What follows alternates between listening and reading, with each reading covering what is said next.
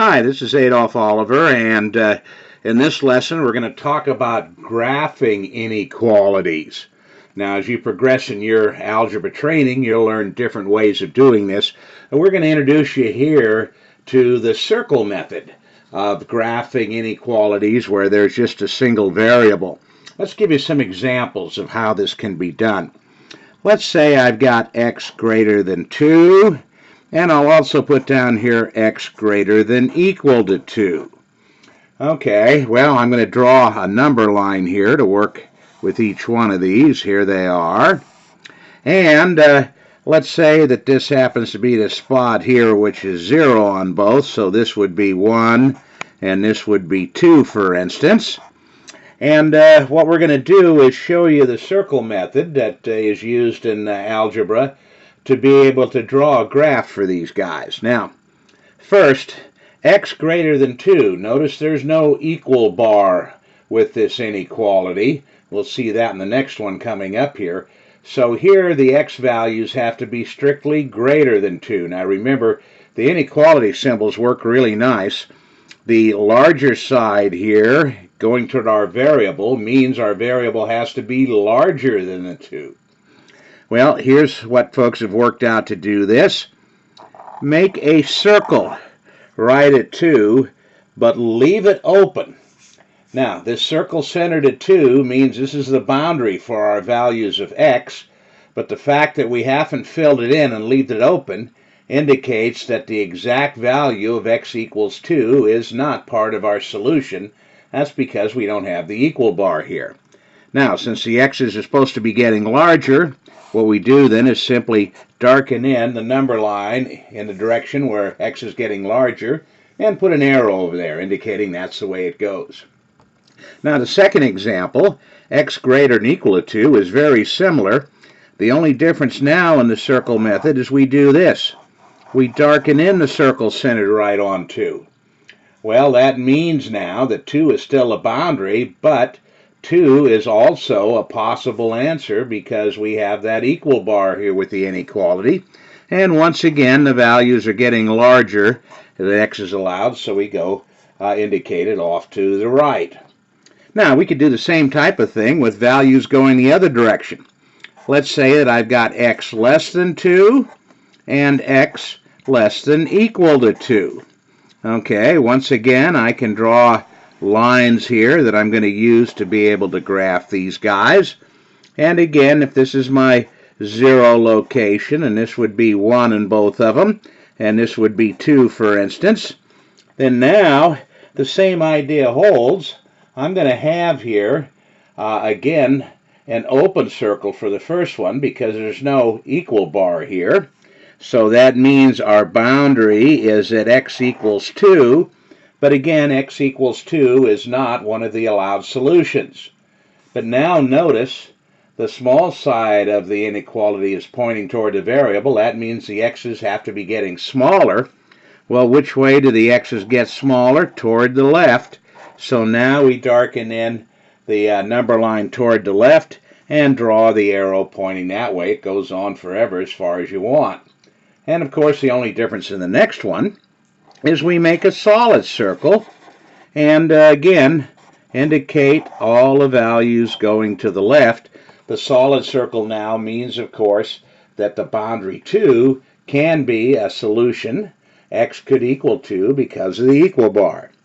Now, one of the more interesting things you get in graphing these guys is when you get cases where x is bounded both below and above. So I might have something like this. 0 greater than equal to x, but less than 2. Okay, let's sketch this one out and take a look at what's going on. Now, notice I have a lower bound here and an upper bound. The x has to be greater than or equal to, in other words, larger. See the larger side pointing to the x here? So x has to be larger, but because of the equal bar can also equal 0. But at the same time, it's limited on the upper side. It cannot be larger than 2, and since there's no equal bar on this side, we can't have it equal to 2. Well, again, if I make the same kind of marks on here, 0, 1, and 2, here's how we go. On the lower side at 0, we're going to have a solid circle because we have the equal bar here. So there it is. We darken it in. Anybody looking at this now will know that, hey, that's got to be a point there that can be part of the solution. So x can be 0. But now the upper bound is at x equals 2. And we don't have the equal bar, so that means I make an open circle at x equals 2. Now, since the values that x can have are between both of these, we simply go in and darken in the area in between. Anybody looking at this now will know that the lowest value x can have is 0, and it can be 0 because of the solid circle, but values then can range up to 2, but cannot be 2. They have to be just a little bit less, but everything in between is allowable. Well, you can also go the other way on these. We could just, do it with the graphs we've made, but, if you see something like this, an open circle on our graph line here, and you see the arrow going to the right, and this happens to be, let's say, -3 right here, then we know, since it's an open circle, that x cannot equal -3, but it's going to be larger. So here's how you set something like this up. First off, our boundary's at -3. Okay, so I can write that down. Here it is. Now, I want the x's to be getting larger than that. Well, I put the x over here. We always want the x on the left, but since the x is getting larger, that means, of course, I've got to draw my inequality, so the larger side is pointing toward the x, since the x values are getting larger. Now the only question is whether we need the equal bar on this, and since the circle is open, that means that it cannot equal -3, so we do not put the equal bar here. We just have x greater than -3. Now, checking something like this, you'd ask yourself, if I was given this inequality, how would I graph it? Well, the boundary would be -3 right here. There's no equal bar, so I'd make an open circle, and the x's are getting larger. Well, the direction the x's are getting larger is to the right. Okay, well, let's just look at an example of one of these guys that has an upper and lower bound. Let's say we have something, sketch a number line in here like this, and let's put a solid circle on the bottom, and I'll put an open circle on the top, and let's say this is -2, and this happens to be +5. Okay, and of course we would also see where they would indicate the line in between thickened up to indicate that values can be between the two of these. Okay, well, when you have one of these in-between situations, you first put down the left lower bound, put down the right upper bound, which is 5. We have the x in between. All the values of x are in between these. X has to be smaller than the upper guy, so the upper inequality, I have the smaller end pointing to the x, but x has to be larger than the lower guy, so on the lower side I have to have the larger side pointing toward the x. Now the only last thing you do is say, okay, are either one of these boundary points parts of the solution for x? In other words, can x be either one of these? Well, only the one that has the filled-in circle here. So that means the inequality would have to have the equal bar for -2. But up here at 5, since 5 has the open circle, it's not part of the solution, so there's no equal bar for that. Well, again, to check something like this, how you do it is you say, okay, I've got a lower bound of -2. Here it is. And since I've got the equal bar, I've got to make it a solid circle. The upper bound is 5, but there's no equal bar, so I've got to make it the open circle. And then, of course, I'd have to shade everything in between, so you can see that this matches what it should be. Well, one of the things you want to be able to do is work from the inequalities like we did and be able to graph them here. And also, if you're given the graphs, to be able to go backwards and come up with what the inequalities are. This is not difficult to do, and when you get into your intermediate algebra, you'll learn other ways besides the circle method that folks have devised to indicate this, but this works perfectly fine where we are. Okay, let's start looking at some of these problems, and here's the first one. We've got x greater than 2, and here's a number line for us to be able to sketch it on. Well, okay, our boundary is 2, so 2 is right here. Now, the first thing we know before we draw anything there, are we going to make it an open circle or a solid? Well, notice there's no equal bar on the inequality up here, so that means at 2, we've got to make ourselves an open circle, indicating to people that that's the boundary, but it's not included as a value for x. Now, the x's are getting larger. Why do we know that? Because the larger side of the inequality is pointing toward the x. Well, which way do the x's get larger? Well, they get larger on the number line if we go this way to the right. So there it is. Easy to be able to graph these guys. Okay, here's another one. We're using the variable k here, and it says k is less than equal to 4. No minus sign here, so this is positive 4. Well, we've got the equal bar here, so that means at our boundary point 4, we're going to make a solid circle. So we go up here and find 4. Here it is right here. Make ourselves a solid circle. And then notice that the values of k have to be getting smaller. Why? Because the smaller side of the inequality is pointing toward the k. So that means we darken in everybody go on the left, because to the left is the direction that the values would get smaller. Okay, well, once you see how this goes, it's very easy to do these guys. Here we have n less than negative 2. No equal bar, so that means we're going to make an open circle. So find negative 2. It's right here in our number line. I make the open circle. And then the only question is, which way do I have to draw the arrow? And since the small side of the inequality is pointing toward the n, that means the n has to be getting smaller, the value is smaller. Which way they get smaller? Going toward the left. So there we go. As I said, once you get the hang of this stuff, it's simple to do. Now, let's go the other way. Here's an example where we're given the graph. Okay, here you go. Where's our circle? Well, it's at negative 5 here. So we know that negative 5 is the boundary. And, you know, what variable are we going to use? Well, let's just use our favorite x here for the moment. Use any letter you want. Now, notice that they indicate the values are getting smaller than the negative 5. That means when we draw the inequality, we have to have the small side pointing at the x, indicating the x's are getting smaller. And, of course, then the last thing we check is, do we have to add the equal bar? Well, notice that the circle is solid. So since it's solid, that means that x can also be equal to negative 5.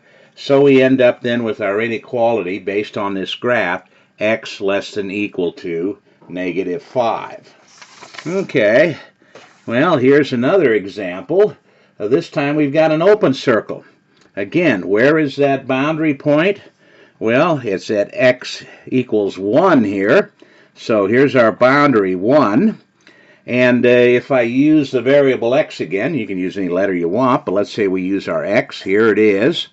Now, the first thing is, are the x's getting larger or smaller than this one? Well, the side shaded is over to the right here, and the arrow indicates that the x's are getting larger. So that means we draw the inequality with the larger side pointing toward the x. And now the last thing we check, do we have to add the equal bar? Well, look at that circle again. It's not filled in. Okay, if it was solid, we would add the equal bar, but since it's open, that means that 1 is the boundary, but x values cannot equal 1. They've got to be anything just a little bit larger than 1 and going to the right as far as you want. So x greater than 1. Okay, now, here's going to be one of these guys with an upper bound and lower bound, but they're going to make us work for this a little bit. And you'll see these guys more as you go along in the algebra. Let me rewrite this guy down underneath here for the moment. As it's written there, 8 greater than equal to n plus 10 greater than equal to 1. Now, notice one thing on this.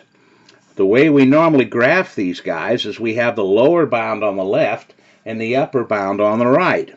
Well, they've turned this around on us. We want the lower bound on the left and the upper bound on the right. So what we have to do is flip the whole equation, interchange the sides. Well, this is tricky because we got three sides here, but it's not difficult to understand how to do this. What I'm going to do is put the 1 over on the left side where we want the lower value, put the 8 over on the right side where we want the upper value. Since we have three sides here, the n plus 10 stays in the middle. We only end up interchanging the guys on the outer end. So I put the n plus 10 in the middle as we had it to begin with. But now, what we have to do when we interchange the sides is we have to flip the inequalities. And here's what you simply do. This inequality over on the right here was next to the 1. Well, the 1 is over here now. So I have to flip this guy and write him right next to the 1. Well, if I flip him, he's going to look like this. Now notice, we have to preserve the same relationship. The inequality indicated that the side with the 10 was larger and the side with the 1 was smaller. Well, notice we're doing the same thing here. The arrow here, the inequality, indicates the 1 is smaller and the side that has the 10 is larger. Okay, well, the guy with the 8, we have to flip him also. So he was greater, so we have to go less this way. Now, notice again, the side that had the 8 had to be indicated as larger. There it is. By flipping it, we're indicating the same thing. So this is how you straighten out one of these guys where they give it to you backwards. You always want the lower bound on the left and the upper bound on the right, the way the number line works just accordingly. Now, the next thing is, we've got to get the n all by itself in the middle. Well, this plus 10 has to be moved. We only want variables in the middle. But it's interesting now because as we have three sides on this, here's what you have to do. The plus 10 has to move, but you got to move it to both sides. Here we go. Now, remember, anytime you jump the equal bar or an inequality, you change the sign, and this works both ways. So plus 10 here will become negative 10 on this side. Plus 10 here becomes negative 10 on this side, and we've moved the plus 10. Okay, well, the last thing going on here, and then we'll be able to graph this guy. Let's see, I've got negative 10 and plus 1. That means negative 9 on the left side. On the uphill side here, I've got negative 10 and positive 8. That means I've got a negative 2. Now, remember, when you move things in inequalities, you don't have to flip the inequality signs. They stay the way they are. So I write both of them exactly the way they were up above. But now the only thing we have in the middle is the n. Okay, when you have the variable all by itself like this, now you can go ahead and start graphing this guy. And let's do it. We can see all of this. Okay, the lower bound is negative 9, and it's got the equal bar, so we're going to make a solid circle. Looking up here, we see that negative 9 is right there on our number line. The upper boundary is at negative 2, and it's going to be a solid circle because it has the equal bar. Well, here's negative 2, so we darken that in. Now, the n values are everybody in between this. This is my lower bound, negative 9. This is my upper bound, negative 2. Here they are. So all the last thing you do is just darken in the area in between the two of them. Okay, well, we'll bump into some inequalities like this where we have more work to do. And these guys with upper bounds and lower bounds like this, it's not uncommon that you'll see these. Okay, let's look at one last example here. And this is going to be another upper bound, lower bound here. Let me rewrite it underneath here so we can work on it. 0, and then we have the less than symbol, x over 7, and then the less than equal 1. Okay, well, to be able to graph this, we've got to get the variable all by itself. Notice the lower bound is on the left, 0 is less than 1. So here's my lower bound, here's my upper bound, so we don't need to flip anything here. But now what we can simply do is say, okay, what I've got to do is get rid of this x divided by 7. So I've got to multiply by 7, but of course, since you got 3 sides here, you have to multiply all the sides by 7. So let's indicate that. Now, why did I multiply by 7 again? Because I needed to get the x by itself, and this 7 times and divide by 7 cancels each other. So I end up with just the x in between. On the uphill side, I've got 1 times 7, which is 7. On the downhill side, 0 times 7, which is 0. Now, notice we divided by something, or I should say multiplied by something, that was positive. You only have to flip the inequalities if you multiply or divide by something which is negative. Since this is positive, we don't have to flip the inequalities. They stay exactly like they are, so I just copy them down, straight down the way they are. Now, let's get this set. The lower boundary is 0. Notice no equal bar, so that means it's going to be an open circle at 0. Well, here's a 0 right here. I make the open circle on that. The upper boundary is 7, but it's got the equal bar, so it's going to be solid. So I make my solid upper boundary. Well, my lower boundary and my upper boundary, the x's are going to be all the values in between. So once again, I just shade the area in between.